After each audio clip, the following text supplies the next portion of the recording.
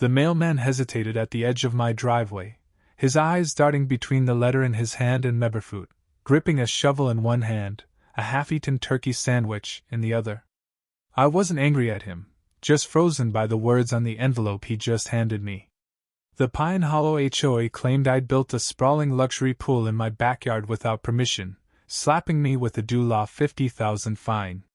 Me, Samuel Harper, a 62-year-old widower who grows tomatoes in cracked pots and hasn't dipped a toe in water since the Reagan administration. A pool? The idea was laughable, but the letter wasn't.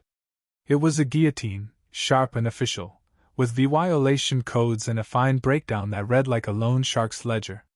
I sank onto my porch swing, the sandwich forgotten, staring at the number, $50,000. For a pool that didn't exist on the 5 acres I'd called home for 3 decades.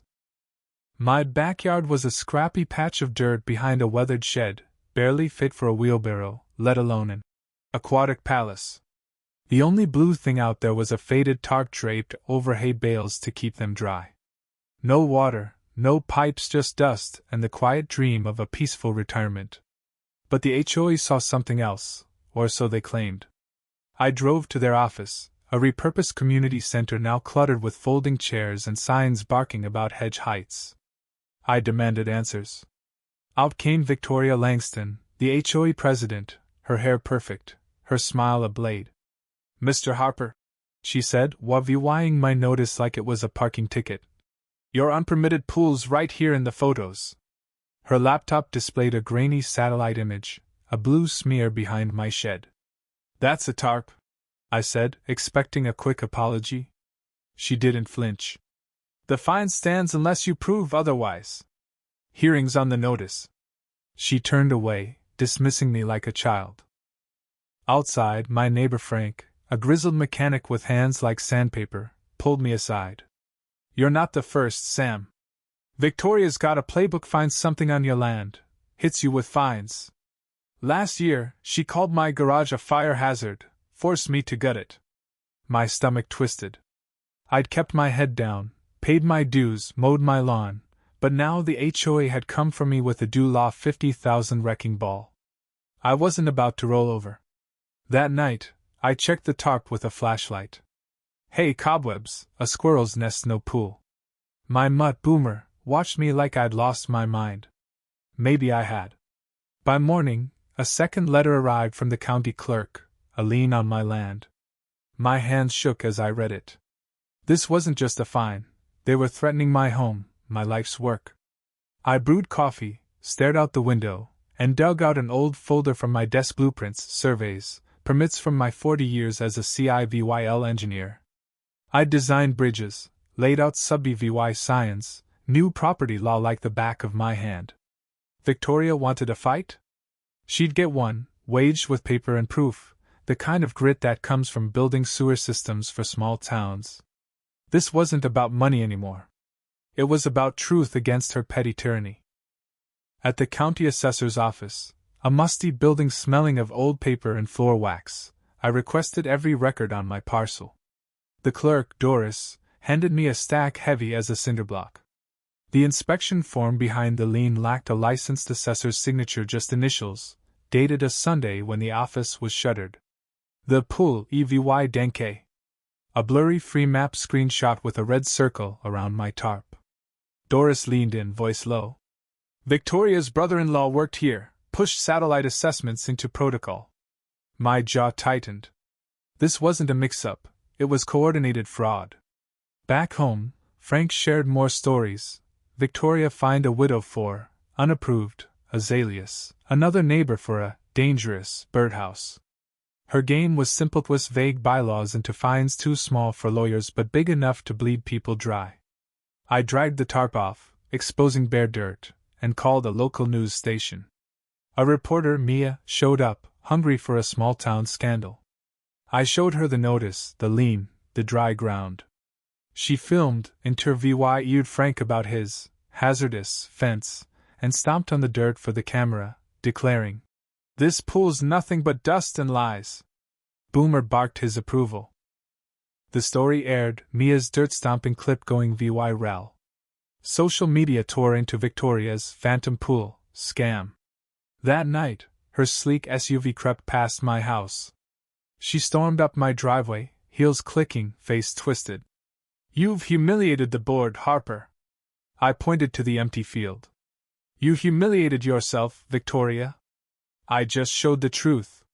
Her eyes blazed. "This isn't over," she hissed, nearly clipping my mailbox as she sped off. Days later, a summons arrived for an HOA meeting. I went, ready for war. The community hall reeked of burnt coffee, its crooked flag mocking the board's solemn faces.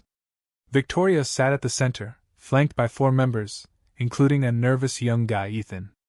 I stood, laying out the tarp, the fake inspection, the lien, and Mia's news clip. The room stirred. I turned to Ethan. "Did you inspect my land?" He squirmed, glancing at Victoria. "I was told to sign, not ask." The hall exploded, neighbors shouting about fines for flower beds, bike racks, cracked driveways. Victoria's gavel was drowned out. I slipped out, Leah vying her to stew in the chaos she'd sown. In my workshop, Boomer at my feet, I studied my land's blueprint. A faint line caught my eye, a water main from the HOA's clubhouse, crossing my field without an easement, a favor I'd granted years ago, never recorded. I found the buried access hatch, installed a legal shutoff valve, and turned it off. By noon, Victoria's voice echoed from the clubhouse, raging about dry fountains and toilets. Landscapers scrambled as she marched to my porch, accusing me of sabotage. I asked for an easement. She had none. "Drop the lien, apologize, and we'll talk," I said. She vowed lawsuits and stormed off. That night, an envelope appeared on my porch on email printout from Victoria to her brother-in-law, Greg. "Fine him into submission. I want that field. Call it a pool." I locked it in my safe, pure dynamite. Ethan stopped by, confessing Victoria coerced him into signing blank forms, threatening his Barnes permit. "You're not scared of her," he said. "I'm tired of being scared." This wasn't just my fight, Anna Maria, it was for every neighbor she'd silenced. At the county clerk's, I filed a grievance against the HOA and Victoria for fraud, lien abuse, and infrastructure misuse, attaching the email. Doris grinned. "This'll shake things up." The clubhouse lawn yellowed, sprinklers dead. Victoria strutted, promising legal action, but whispers grew. My lawyer, Ellen, a retired prosecutor who despised HOAs, called it textbook fraud. I canvassed neighbors, collecting stories of fines for trellises, flagpoles, uneven sidewalks. Ellen filed a suit: fraud, defamation, abuse, demanding the lien's removal. Victoria offered a quiet settlement. I pointed her to Ellen. Board members quit, citing personal reasons. The county launched an HOA audit. Victoria called the sheriff, claiming I'd trespassed and damaged property. The deputy, who'd seen her VYRL meltdown, checked my valve and papers, then chuckled. "I've waited years for someone to take her down." A court letter arrived, the lien was unlawful, the fine dismissed, an audit ordered for possible embezzlement. Mia's news segment replayed my story, showing the dry field and Victoria's tantrum. Neighbors honked, one Leah vying a bottle of water labeled, "Stay hydrated, champ." Ethan found a USB in the clubhouse recordings of Victoria bragging about fake fines and targeting my land for a PA vy Lien. In court, Ellen played the tapes, Victoria's voice plotting my ruin. Ethan testified, exposing her coercion.